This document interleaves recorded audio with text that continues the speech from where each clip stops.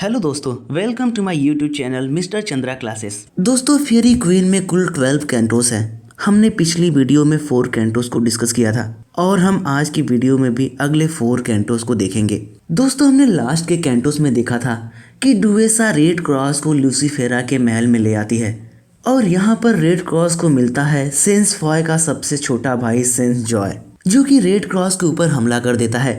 लेकिन तभी लूसीफेरा बीच में आकर इस लड़ाई को रोक देती है, क्योंकि लूसीफेरा ये चाहती है कि सेंस जॉय और रेड क्रॉस सभी के सामने अगले दिन लड़ें। तो दोस्तों अब हमारा शुरू होता है कैंटो 5।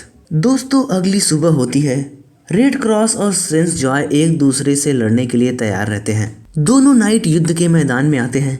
लूसीफेरा के इशारे पर दोनों लड़ाई शुरू कर देते हैं।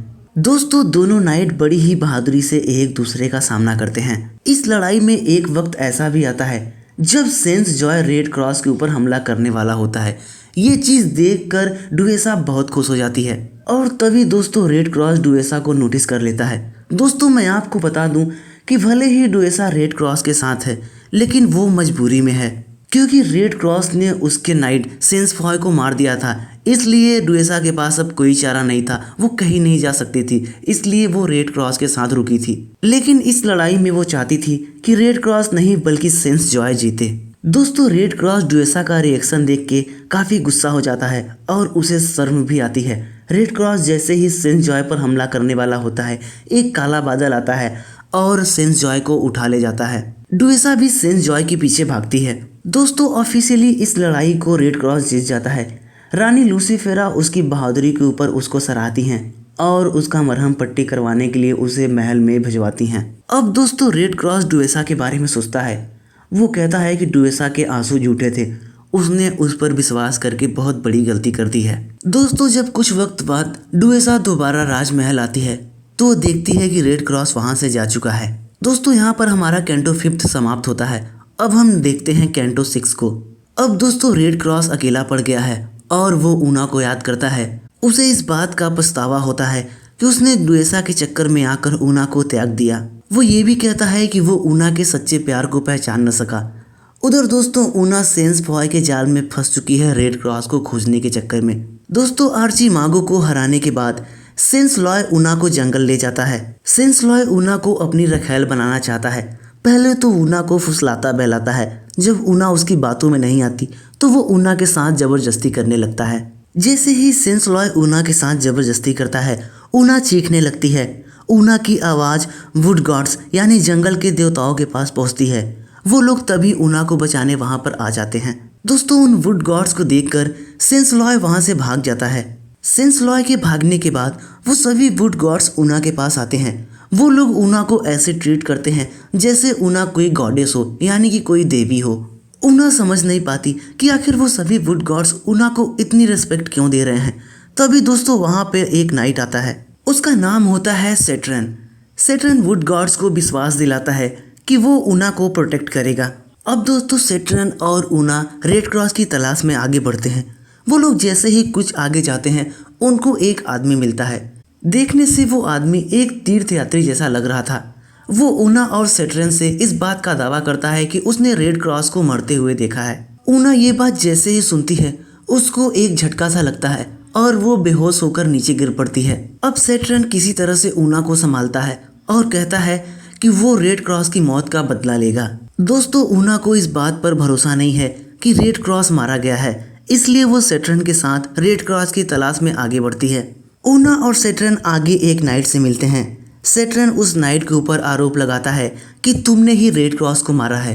वो नाइट इस बात को नकारता है कि उसने रेड क्रॉस को नहीं मारा। उस नाइट के ऊपर आरोप लगाते हुए सेट्रन उसे लड़ाई के लिए ललकारता है। अब उस नाइट और सेट्रन में एक जोरदार लड़ाई होती है। दोस्तों इस लड़ाई में खून की धारा बहने लगती है। ये चीज देखकर ऊना वहां से चिल्लाते हुए भाग जाती है। दोस्तों दरअसल रेड क्रॉस के मरने की झूठी खबर आर्ची मागो ने फैलाई थी। दोस्तों उन दोनों नाइट्स को लड़ता हुआ छोड़कर ऊना अकेले ही रेड क्रॉस की तलाश में आगे बढ़ती है और यहाँ पर हमारा कैंटो 6 खत्म होता है। अब हम लोग देखते हैं कैंटो 7 को। दोस्तों कैंटो 7 में हम देखते हैं कि डुएसा रेड क्रॉस का पीछा करते हुए उसके पीछे जाती है और फाइनली वो रेड क्रॉस को एक झरने के पास पाती है। रेड क्रॉस से मिलने के बाद डुएसा रेड क्रॉस पर उल्टे आरोप लगाती है कि रेड क्रॉस उसको छोड़कर यहाँ अकेले चला आया। दोस्तों एक बार फिर से रेड क्रॉस उस डुएसा के बहकावे में आ जाता है और उसे अपने साथ ले लेता है। रेड क्रॉस अपनी गलती को एक्सेप्ट करने के लिए और डुएसा को खुश करने के लिए उसके लिए एक माला तैयार करता है। दोस्तों रेड क्रॉस जिस झरने के पास था वो झरना एक श्रापित झरना था और रेड क्रॉस उसका पानी पीकर कमजोर हो जाता है। तभी वहां पर एक विशाल दैत्य आता है। उस दैत्य का नाम और गोगलियो था। रेड क्रॉस उस दैत्य से लड़ना चाहता है लेकिन रेड क्रॉस इतना कमजोर है कि वो उससे लड़ नहीं पाता। दोस्तों और गोगलियो रेड क्रॉस पर वार करता है लेकिन रेड क्रॉस किसी तरह बच जाता है लेकिन वो बेहोश हो जाता है और गोगलियो रेड क्रॉस को ले जाकर तहखाने में बंद कर देता है और डुएसा को अपनी रखैल बना के रखता है। और गोगलियो डुएसा को कपड़े और गहने भी देता है और उसको कहता है कि अब तुम मेरे साथ रहोगी। दोस्तों आपको याद होगा कि रेड क्रॉस के साथ एक बौना भी होता है। मैंने बीच में उसका जिक्र नहीं किया था लेकिन वो बौना अभी भी रेड क्रॉस के साथ है क्योंकि दोस्तों बौना छोटे कद का था इसलिए वो तहखाने से किसी तरह बच के निकल जाता है। दोस्तों ये बौना जंगल में ऊना से मिलता है। ऊना बौने को अकेले देखकर सोचती है कि कहीं सच में रेड क्रॉस मारा तो नहीं गया। ऊना उसे देखकर रोने लगती है। तभी बौना उसको सब कुछ सच सच बताता है और वो ऊना को ये भी बताता है कि कैसे रेड क्रॉस डुएसा के बहकावे में आ गया है और अभी वो एक तहखाने में बंद है। दोस्तों सब कुछ जानने के बाद ऊना काफी दुखी हो जाती है। तभी वहां पर एक और नाइट आता है।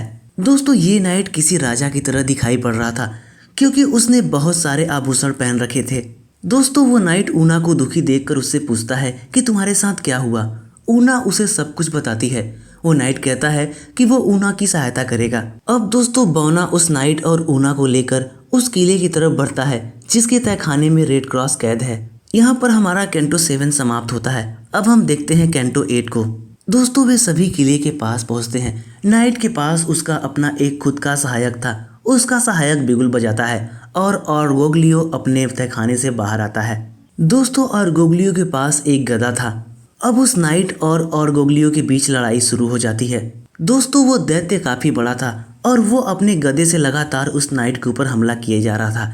तभी उस नाइट ने मौका देखकर और गोगलियो के हाथ काट दिए और गोगलियो का हाथ कटते ही वो जानवरों की तरह चीखने लगता है। और दोस्तों फाइनली इस लड़ाई में और गोगलियो मारा जाता है और गोगलियो के मरते ही डुएसा वहां से भागने लगती है। तभी उस नाइट का सहायक डुएसा को पकड़ता है। दोस्तों अभी भी रेड क्रॉस उस तहखाने में कैद है। नाइट तहखाने के अंदर जाता है और रेड क्रॉस को देखता है। रेड क्रॉस की हालत बहुत ही बुरी है। वो रेड क्रॉस को किसी तरह बाहर लाता है। रेड क्रॉस इतना कमजोर हो चुका है कि वो अब मरना चाहता है। ऊना रेड क्रॉस की हालत देखकर रोने लगती है।